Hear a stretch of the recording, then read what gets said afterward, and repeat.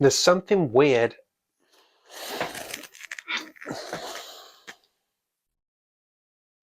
There's something weird out in the woods, but it has given me a great idea. This video. Here are 19 reasons to watch the Tommyknockers.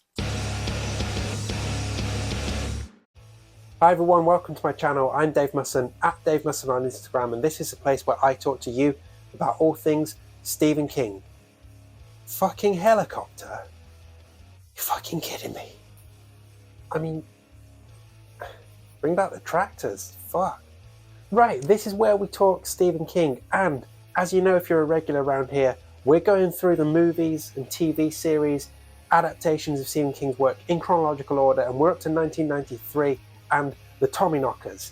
And not gonna lie, finding 19 reasons to watch this one has been a tough task, but I've got something, so I'll go through that in just a moment. But first, a couple of quick plugs. So when it comes to plugs, everything you need to know is in the description. Links to my newsletter, to my fiction, to my Stephen King quiz book, to the Constant Writers podcast, my Letterboxd profile, they're all there.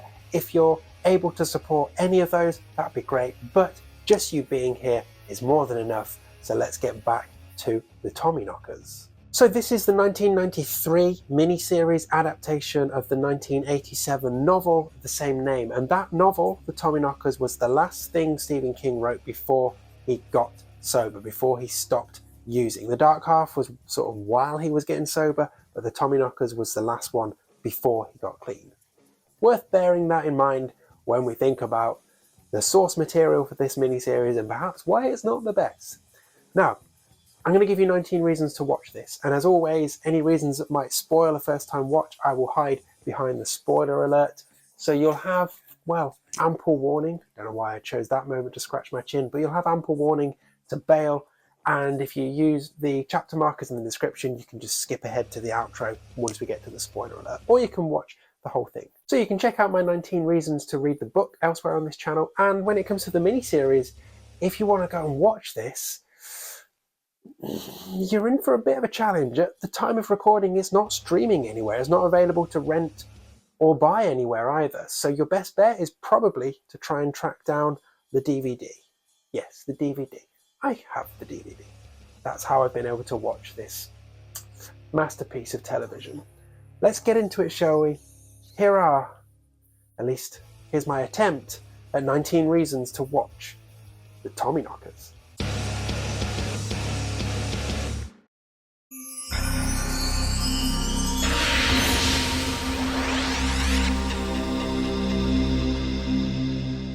Okay, so my key, big, headline takeaway reason to watch this one. Honestly, this is a tough sell. Similar to the book, this miniseries, there is something good in there, but it's just too bloated. The 3-hour runtime is way too long. And for everything that is good in this series, for those fleeting glimpses, it's just surrounded and padded out by way too much crap. So, honestly, given that it's so difficult to find as well, this is another one where if you're going to skip it, go ahead and skip it. No judgment from me. However, if you like really bizarre looking aliens, deadly tubes of lipstick, bye-bye boys,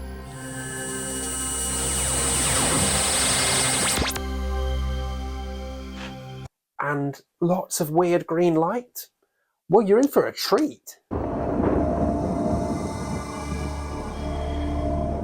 In many ways, this is a frustrating watch, not just because of the bloated nature of it, but because it's kind of a what might have been. There was talent involved in this miniseries. Take the screenwriter, Lawrence D Cohen. That's the screenwriter who gave us Brian De Palma's Carrie and gave us the It miniseries.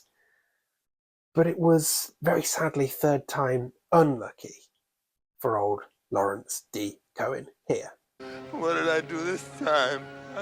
It had a solid director too. John Power knows how to make solid TV. And he stepped in to replace Louis Teague of Cujo fame, who got fired just 2 days into the shoot. So again, talent.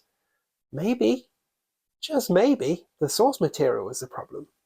now one of you scared that little boy.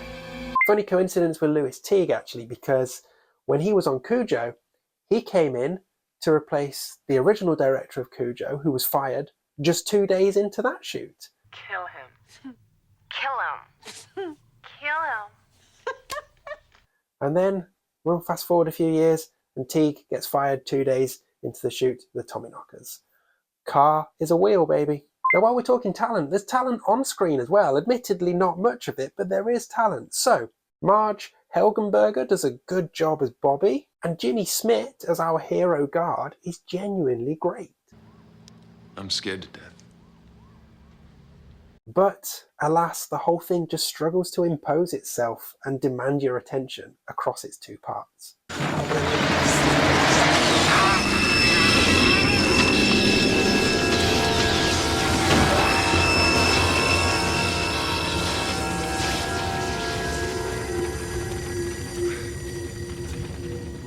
So what's the hook here? Well, it's very similar to the book. Bobby is out in the woods, finds an alien spaceship buried in the ground, starts digging it up. That activates things. Suddenly everyone in the town of Haven starts having these amazing ideas, coming up with inventions that are all battery powered, and then they all start basically transforming into aliens. Now, Guard doesn't succumb to that because he's got a metal plate in his head from an old skiing accident, so it's basically over to him to try and stop those old Tommyknockers and save the town.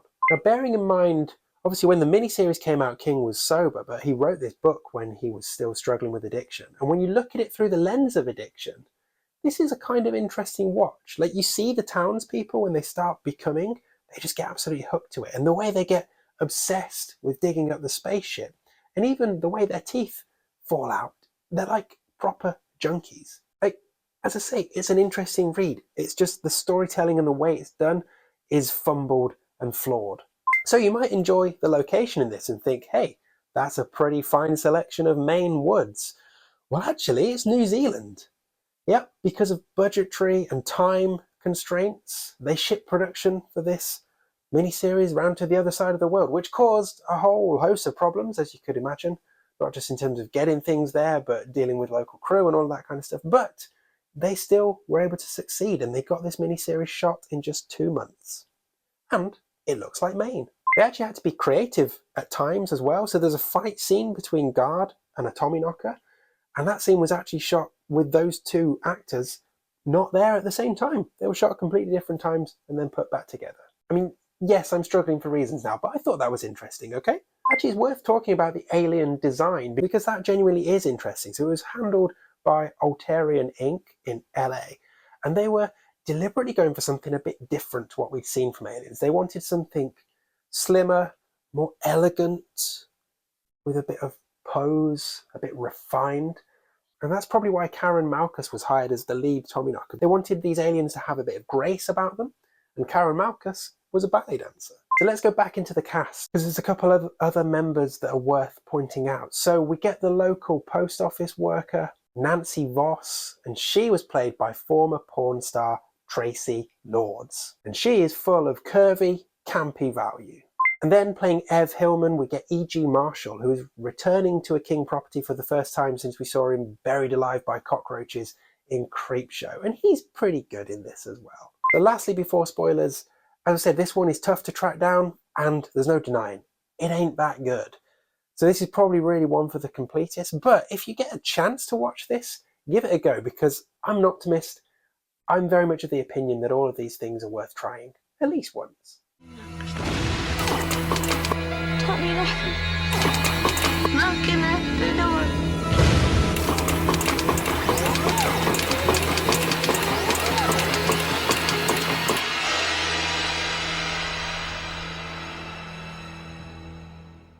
Okay, so from this point onwards, going to be talking about a few things that might ruin a first-time watch, so consider this your spoiler alert, and if you need to bail here, do bail. You can either go completely, and I will see you soon, or you can use the link in the description to just jump to the outro, and I will catch you at the end. But otherwise, stick around, because I've got a few more reasons for you to consider watching the Tommyknockers coming right up. So there are a few changes from the book in this miniseries, the big one being the ending, where all the townsfolk actually survive. Well, Guard doesn't, but all the townsfolk survive, rather than them all perishing like they do in the book. And we get a slightly different journey for young Davy Brown. So when he is vanished away by his brother in the magic show. Instead of going to some random planet called Altair 4, he's vanished into the Tommyknocker ship, which actually I think works better than the novel in many ways. Now, there aren't exactly a lot of scenes to shout out. Yeah, the dolls and teddy bears are kind of creepy, but one I do want to reference is that flashback where we see Jimmy Smits drunkenly shouting at posh people and attacking them with umbrellas and then falling out the window. I mean, yeah, give me some of that anytime.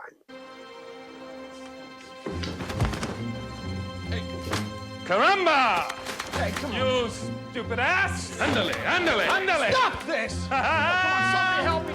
Help you! Is that all you can say, Mr. Power Man, Mr. Kilowatt? You nooking SOB. God hates a coward.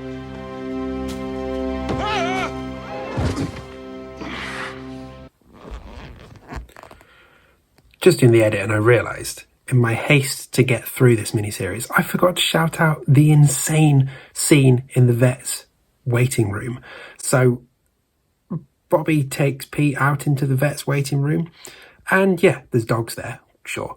There's also, bear in mind these are pets of people, there's also an owl, okay, a salamander, sort of mini dinosaur type thing, and a fucking cobra.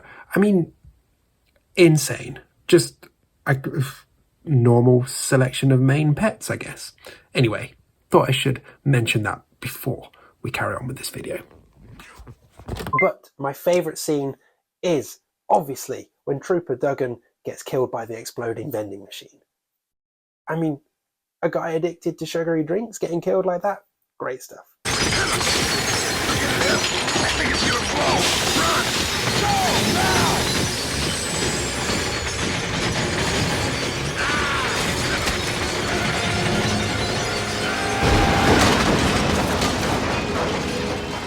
As for my favourite line, well, it's this description of Petey the dog's behaviour. Well, he's acting like a regular Cujo.